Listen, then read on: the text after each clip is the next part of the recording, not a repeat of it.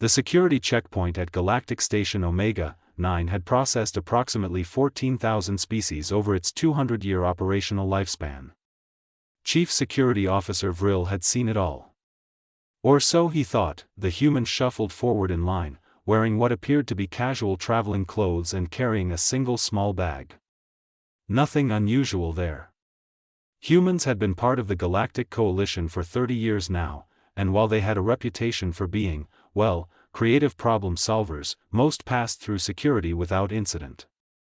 Next. Vrill's third manipulator gestured the human forward. The scanner beeped. Once. Twice. Then it just kept beeping. Vrill's eye stalks contracted in confusion. The display showed a single object, but the threat assessment algorithm was having what could only be described as a complete mental breakdown. Red flags. Yellow flags. Green flags. The system couldn't decide if this human was carrying a weapon, a tool, or a peculiar religious artifact. Sir, Vrill's mandibles clicked with practiced bureaucratic patience, I'm going to need you to remove the item from your pocket. The human, who had identified himself as Marcus Webb, grinned. Actually grinned. This should have been Vrill's first warning. Oh, right. Sorry about that. Marcus pulled out a red rectangular object, no bigger than his palm. It's just my knife. Your knife. Vrill's voice box synthesized the words with what he hoped was appropriate skepticism. Yeah, my Swiss Army knife. Had it since I was 12. My grandfather gave it to me. Vrill consulted his datapad. According to Regulation 47B, Section 12, Paragraph 93, Subsection Omega, travelers were permitted one defensive item for personal protection during transit through potentially dangerous sectors. Most species brought a simple plasma cutter or a standard ion blade. Simple. Straightforward. Single purpose. Sir, our scanners are detecting multiple components within this, and I quote, knife. Oh yeah. Marcus's enthusiasm was deeply unsettling. This baby's got 47 different functions. 47. It's the Wenger giant model. Took me years to save up for it. Vrill felt a migraine forming in his primary brain stem. 47. Functions. Want me to show you? Marcus was already opening the device. No. I mean, yes. Regulation requires inspection. Vrill was starting to regret not calling in sick today. Marcus proceeded to demonstrate. There were blades. Multiple blades. Scissors. A file. A saw. Something called a Phillips screwdriver. Then a flathead screwdriver. A can opener. A bottle opener. A wire stripper. Tweezers. A toothpick. A magnifying glass. Pliers. Wire cutters. The list continued. And this little guy, Marcus pointed to a tiny implement, is a fiber optic cable cleaner. Super handy when you're doing network maintenance in zero gravity. This is a weapon. Vrill stated flatly. It's a tool. It has 7 different cutting implements. For different materials. You can't use a wood saw on metal. That's just inefficient. Vrill's partner, Officer Kess, had wandered over to observe the spectacle. Her antennae were vibrating with barely suppressed amusement. Chief, technically the regulation says 1 defensive item. He's only carrying 1 item. 1 item with 47 functions. Vrill's voice reached a pitch that startled several nearby passengers. 48, actually, Marcus corrected cheerfully. I forgot about the laser pointer. It's built into the handle. Great for presentations. Laser pointer? Vrill was now certain his career was about to end. You're telling me this device has an integrated energy projection system? Well, yeah, but it's only 0.5 milliwatts. Couldn't hurt a fly. Well, maybe a really small fly. A baby fly with low self-esteem. Kes was now making a sound that Vrill recognized as her species' equivalent of laughter. Traitor. Sir, Vrill attempted to regain control of the situation. The spirit of the regulation clearly indicates one function per defensive item.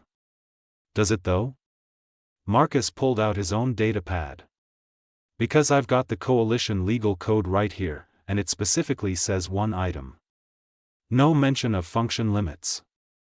I checked before I left Earth. Spent 3 hours on the comm with a legal representative. Nice lady. 6 arms. Made excellent points about interpretation versus intention. Vrill accessed the regulation himself. Read it. Read it again. Felt his hope for a peaceful shift die a slow, painful death. The human was technically correct. The worst kind of correct. Fine. Vrill's defeat was absolute. You may proceed with your multi-tool. Thanks. Oh, one more thing. Marcus paused at the checkpoint exit. I've also got a multi-tool pen in my bag. 20 functions. That's okay, right?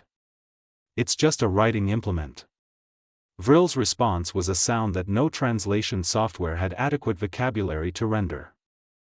3 hours later, Vrill found himself in Administrator Quellis's office, along with Marcus Webb, the multi-tool that had triggered an interdepartmental crisis, and approximately 17 different department heads who had absolutely nothing better to do than witness this bureaucratic nightmare. Quellis, a Vaxorian with silver scales and an expression that suggested she'd rather be literally anywhere else, tapped her claws on the desk. Let me understand this correctly. Mr. Webb here has caused a complete system lockdown because of a pocketknife. A weaponized portable engineering suite, Vrill corrected. A gift from my grandpa, Marcus countered. The head of Station Legal, a floating crystalloid entity named Prism, shimmered with what might have been exasperation. The regulation is clear. One defensive item. He brought one item. Case closed. But the scanner flagged it as 47 separate threats. Vrill protested. 48, Marcus reminded him. Laser pointer. The scanner, Prism continued, ignoring the interruption, was programmed to identify individual threat components. Nobody anticipated a species would be insane enough to combine multiple tools into a single housing unit. That's a scanner problem, not a legal problem. It's actually brilliant engineering, added Chief Engineer Torvik, a 6-legged insectoid who had invited himself to the meeting purely out of curiosity. Humans have severe spatial limitations on their homeworld. High gravity. Limited living space. They developed an entire philosophy around compact multifunctionality. They developed an entire philosophy around being terrifying. You mean, Vrill muttered. I heard that, Marcus said cheerfully. But you're not wrong. We did invent duct tape. That stuff has like, a million uses. Every alien in the room turned to stare at him. Please tell me duct tape is not also in your luggage, Quellis said slowly. Oh no, I finished my role fixing the air recycler in my quarters on the transport ship. The maintenance crew said it was impossible to repair with available materials. Took me 20 minutes. Marcus shrugged like this was completely normal behavior. Torvik made an excited chittering sound. I need to meet this maintenance crew. And examine this duct tape. For research purposes. Absolutely not. Vrill had reached his limit. Administrator, I formally request we establish new regulations regarding human, let's call them optimization tendencies. Noted. Denied. Quellis looked exhausted. Mr. Webb, you're cleared for travel. Keep your multi-tool. Try not to accidentally engineer solutions to problems that aren't actually problems. No promises. Marcus grabbed his bag and headed for the door, then paused. Oh, before I forget. I'm heading to Sector 7 for a consulting job.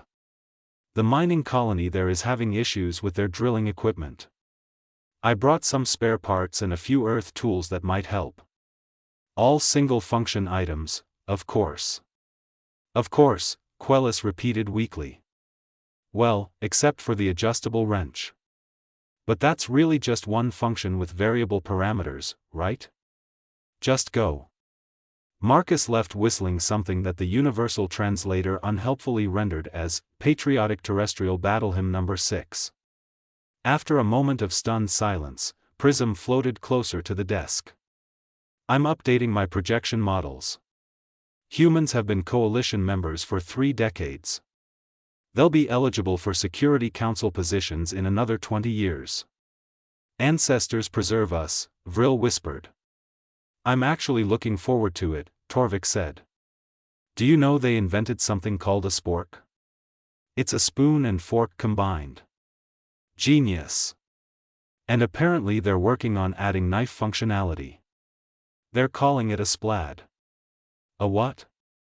Spoon, fork, knife, and according to my research contacts, possibly chopstick capabilities. For eating implements in one device. Quellis stood abruptly. Meeting adjourned. Everyone out. I need to contact Coalition headquarters about updating the entire security protocol system before more humans arrive with increasingly improbable tools.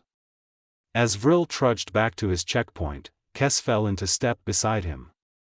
You know what the worst part is? Please enlighten me. In about 6 months, every species in the Coalition is going to want one of those knives. Humans are going to make a fortune on compact multi-tools. They've basically weaponized convenience. Vrill stopped walking. She was right. Of course she was right. Humans hadn't just brought a 48-function knife through security. They'd brought a completely new paradigm of thinking. Why carry 48 items when you could carry one? Why solve problems individually when you could create universal solutions? Back at the checkpoint, the scanner was already flagging another human passenger. This one had something the database identified as a multi-bit screwdriver with interchangeable heads. .67 heads. Vrill pulled up the regulation on his datapad, highlighted the words, one defensive item, and began drafting a proposal for the most comprehensive security reform in Coalition history. Behind him, Kes was laughing again. Humans. They'd been part of the Galactic Coalition for 30 years and had already turned the concept of personal defense items into an engineering philosophy. Vrill didn't want to imagine what they'd accomplish in another 30. Actually, that was a lie. He could imagine it perfectly. And it was terrifying, but at least it would never be boring.